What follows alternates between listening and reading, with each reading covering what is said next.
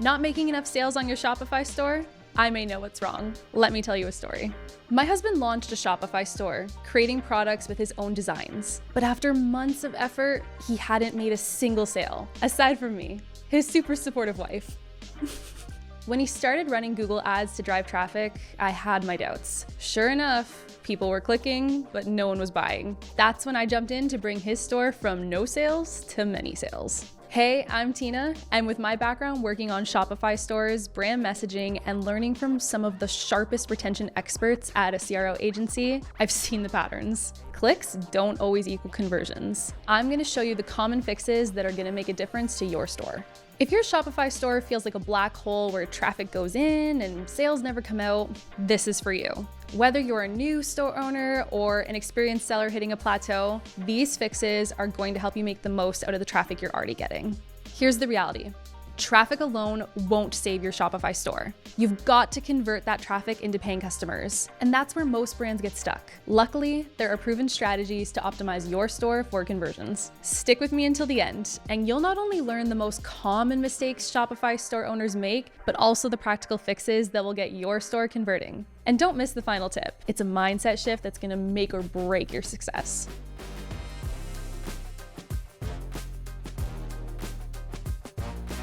Tip number 1, finding product market fit. Before you spend another dollar on ads, ask yourself, does my product stand out? Product market fit is the foundation of everything. Without it, you're selling products that no one is emotionally or practically attached to. There are 3 questions to answer during this stage. 1, do people actually want your product? 2, are your product benefits clear and compelling? And 3, do you stand out from competitors? How do you find the answers though? First, start small. Use organic channels like TikTok or Instagram to showcase your product. Look for genuine excitement like comments or shares or excitement from your audience. For example, my friend owns a women's shoe brand. On her Instagram page, she posts a lot of videos from her perspective as the founder. But one that did particularly well was when she announced she quit her job full-time to focus on her shoe business. She received a lot of support, but a particular comment that stood out to me was someone else sharing how inspired they were by her and how they're hoping to quit their job to focus on their business too. Women empowerment has always been an important angle for her brand, but this comment told me it might need to be explored further. It seems to resonate naturally with her audience. So she's now exploring more women-centered topics to share on her social media and in her blog.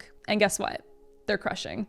Now, what about your product benefits? The best thing to do is talk directly to your target audience on this one. I guarantee you know at least a few people in your life who match your target audience. Your best friend's mom, your cousin's girlfriend, maybe even your neighbor's dog. See what they say about your products naturally. Maybe you think people care about the type of leather your shoes are made of, but your customers really care about comfort and durability. And if you're seeing a decent amount of traffic on your website, you can run pre-purchase surveys as well. These can be framed as product finder quizzes or skin consultations, where you ask customers about their pain points and desired outcomes from their purchase. Finally, refine your messaging based on what you learn. You're selling benefits, not features. What's more enticing? Buy a 2-ounce bottle of retinol for dull skin, or brighten your skin and minimize pores in 1 month? Remember, your product descriptions and advertisements should clearly explain why someone needs your product, not just what it is. Focus on the problem it solves. Tip number 2, use promotions. Free shipping is nice, simple, expected, and often effective, but it's just that, expected. Most customers have grown to assume free shipping is table stakes, but to stand out, your offers need to be more creative. Let's review the offers you should start to test, starting with bundles. We start with bundles because it increases average order value while creating perceived value for customers, rather than devaluing individual products via regular discounts. The right bundle can help your customers make better purchasing decisions while increasing your revenue and average order value at the same time. Okay, so when creating bundles, start with your top selling products and identify logical pairings. Think a sunscreen set with a moisturizer, lip gloss, and powder with SPF. Or even a coffee maker bundled with specialty beans and filters. And always show the value of the bundle. Save $15 when you bundle sounds way better than just showing the discounted price. Now let's talk about urgency. Humans are wired to respond to urgency and scarcity. If your promotions feel evergreen, customers won't feel the need to act right away. This is why weekends like Black Friday to Cyber Monday are so successful. There's urgency in making these purchases while the deals are hot. If you don't, you miss your chance until the next big sale. And who knows when that'll be.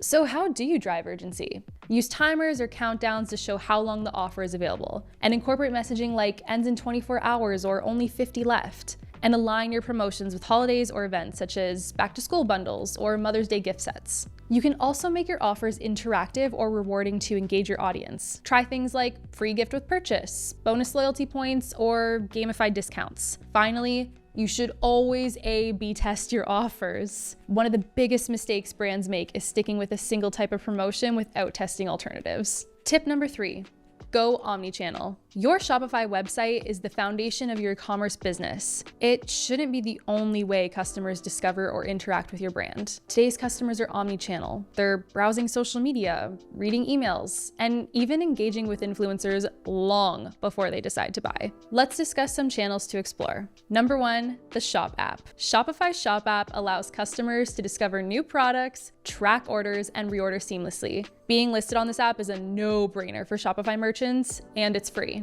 Number 2, social media. Stick to 1 to 2 channels max. You don't want to overwhelm yourself by trying to create too much content for too many channels. Instead, just do 1 to 2 really well. Number 3, influencers and affiliates. Partner with creators who align with your audience. Their audience trusts them, and the recommendation from them is going to drive significant sales. When working with influencers, it's typically best practice to partner with micro-influencers over huge celebrities. Believe it or not, but nano-influencers, those with only 1,000 to 5,000 followers, have a 2.19% engagement rate according to Statista, beating out even mega influencers with millions of followers. To get started, create a list of target influencers. Look for creators who already align with your brand's values. Many influencers include their email information in their bios, so it's super easy to reach out to. Next, personalize your outreach. Think about the type of content they create. Is it inspirational, travel, get ready with me style content?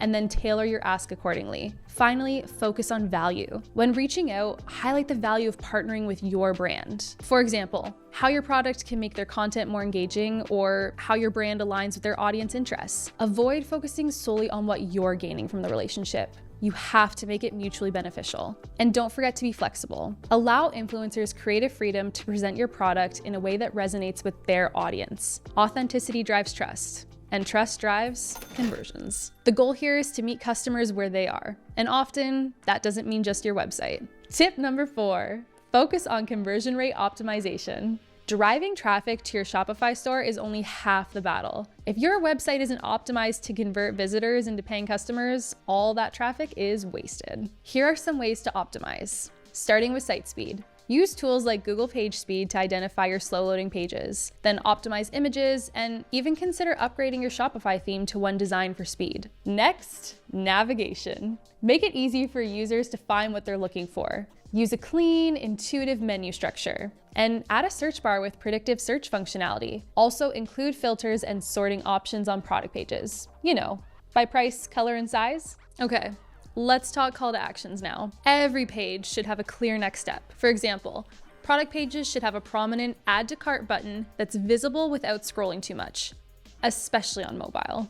Next is social proof. Display star ratings and written reviews prominently on your product pages. And if you're a newer store, consider incentivizing your first few buyers to leave reviews because they're so important. Lead capture.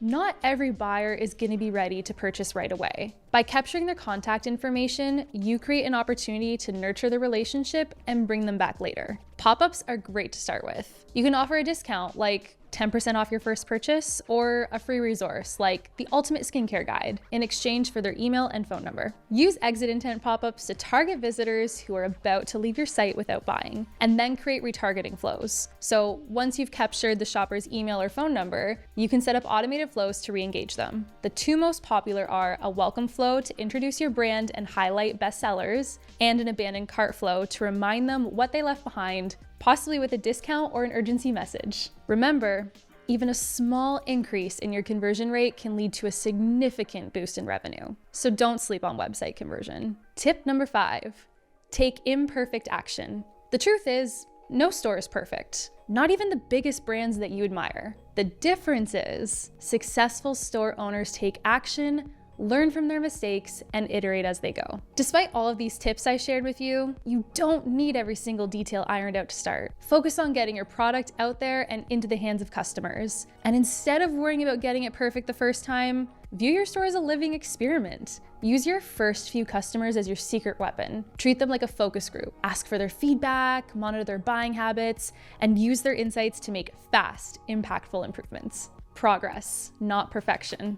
If this video gave you some clarity and motivation, hit that like button and subscribe for more actionable e-commerce tips to grow your business. And once you've optimized your store to convert, it's time to get more value from every customer who buys. We created a free AOV growth playbook that's packed with actionable tips to increase your average order value. Download it now using the link in the description and start maximizing the dollars you're already earning. Thanks for watching, and I'll see you next time.